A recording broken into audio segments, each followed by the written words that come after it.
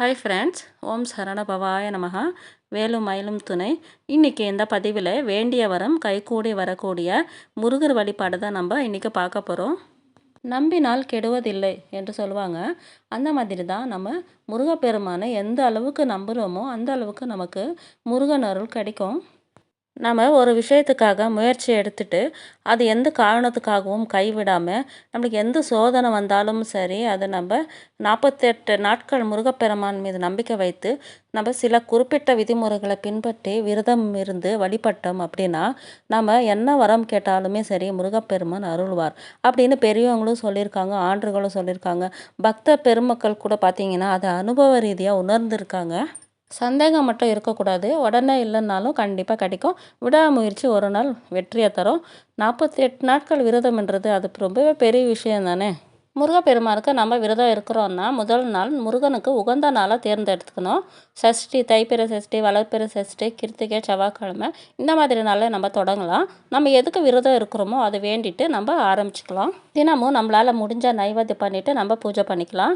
நம்மளால் எதுவும் பண்ண முடியலன்னா நம்ம பால் எடுத்துகிட்டு அதில் கொஞ்சம் சக்கரை போட்டு வைக்கலாம். இதுதான் முருகருக்கு ரொம்பவே பிடிக்கும். இல்லைன்னா கல்கண்டை வச்சு கூட நம்ம சிம்பிளாக பூஜை பண்ணிக்கலாம். பூவுன்னு பார்த்தீங்கன்னா முருகப்பெருமானுக்கு அலரி பூ ரொம்ப பிடிக்கும். முடிஞ்சால் மஞ்சள் நிறம், சிகப்பு நிறம் இந்த மாதிரி பிடிச்ச பூ போட்டு நம்ம அர்ச்சனை பண்ணிவிட்டு கும்பிட்டுக்கலாம்.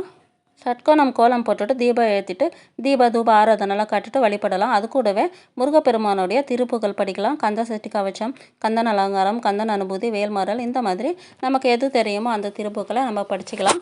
நமக்கு தெரியலன்ற பட்சத்தில் கவலைப்படாதீங்க. ஓம் சரவணபவாய என்று சொல்லக்கூட நம்ம அர்ச்சனை பண்ணி நம்ம பூஜை பண்ணிக்கலாம். அப்பன் முருகப்பெருமானை கூப்பிட்றதுக்கு ஒரே ஒரு பெயர் இருக்குதுங்க. அந்த பெயர் சொன்னாலே போதும், முருகப்பெருமான் நம்ம முன்னாடி ஓடோடி வந்து நிற்பார். அது பெயர் மட்டும் இல்லை, அது மந்திரம். அந்த முருகா என்ற நம்ம சொல்கிற அந்த மந்திரத்துக்கு இருக்கிற சக்தி வார்த்தையில் சொல்ல முடியாது.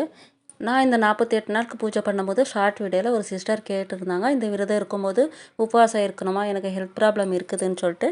நம்மளால் முடிஞ்சால் ஒரு வேளை உபவாசம் இருக்கலாம்.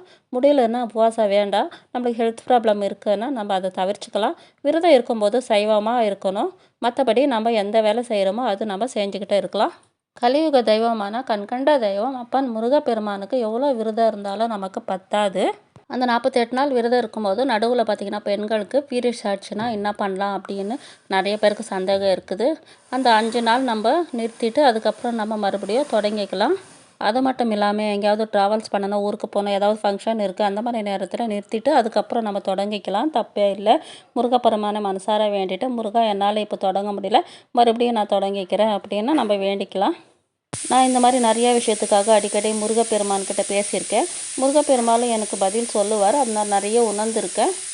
விரதம் இருக்கும்போது குழந்தை வர வேண்டி இருக்கலாம், வேலை வேணும், கல்யாணம் ஆகணும், இந்த மாதிரி நம்மளுக்கு எது தேவையோ அதை வேண்டிட்டு நம்ம விரதம் இருந்தால் கண்டிப்பாக நடக்கும்.